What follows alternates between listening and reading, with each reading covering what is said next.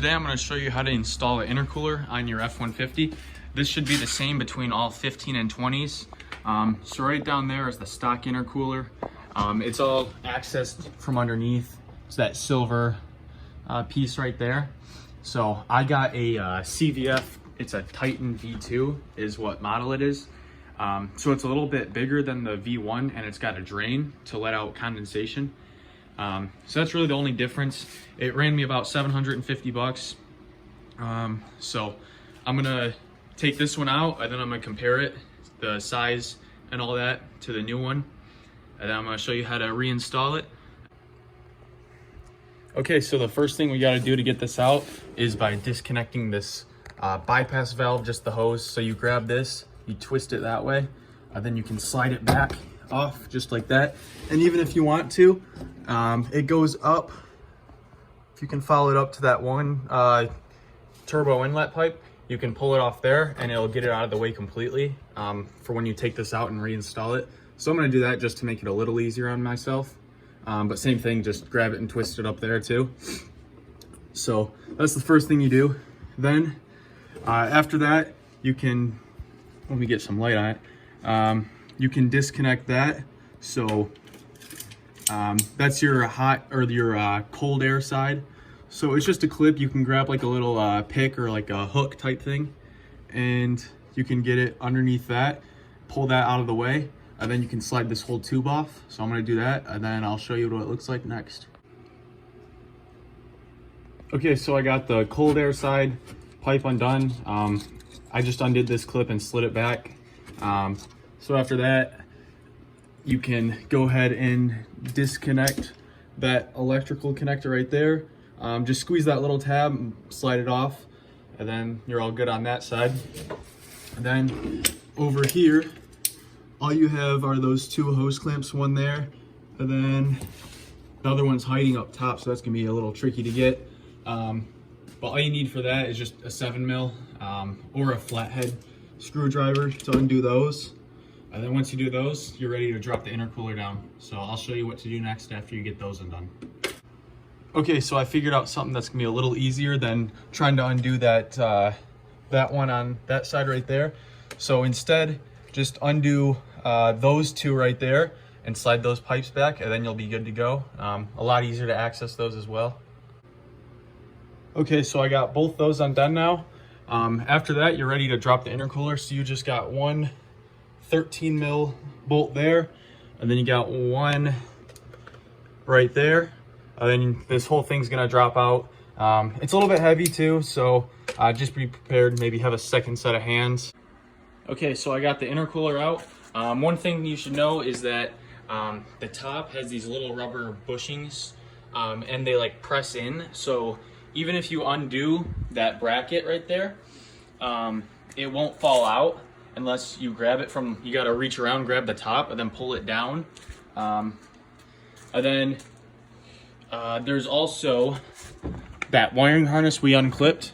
It has, let me get some light on it. If I can reach it through here. It has two clips on it, two like retainers that clip on.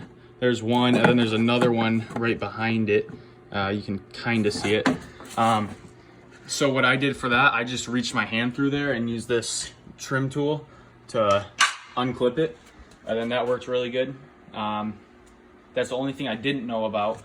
And then as far as getting this off, you got to install your bypass valve onto the new intercooler.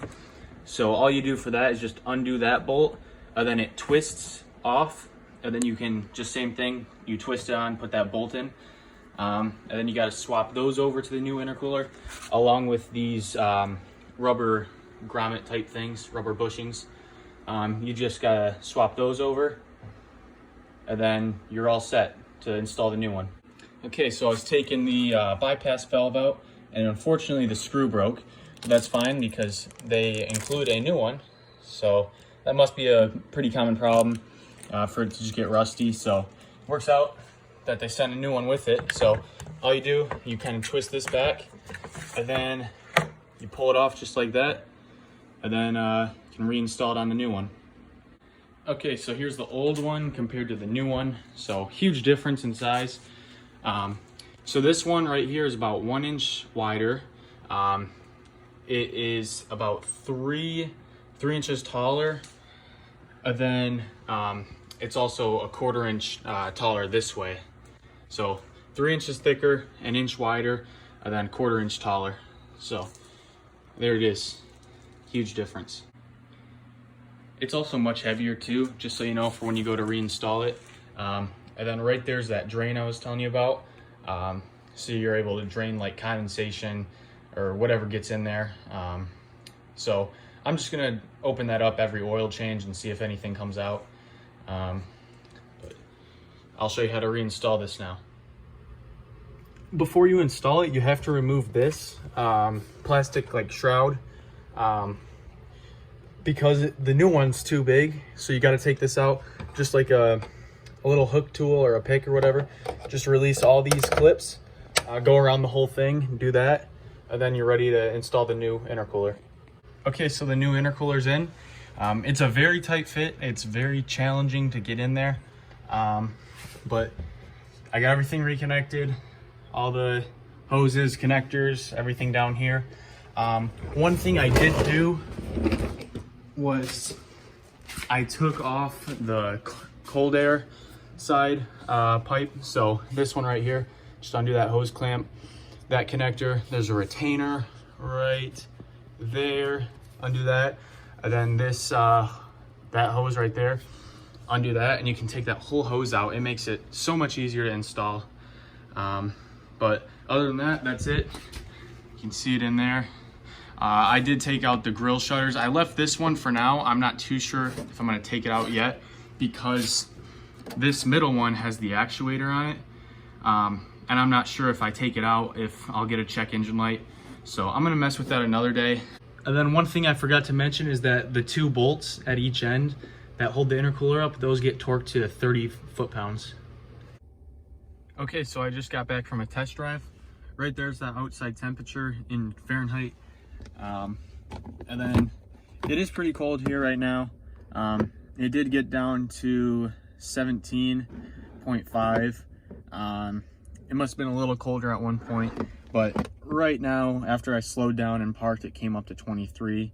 But it hit 66. That's right when I was in my garage after I put it in and I started it.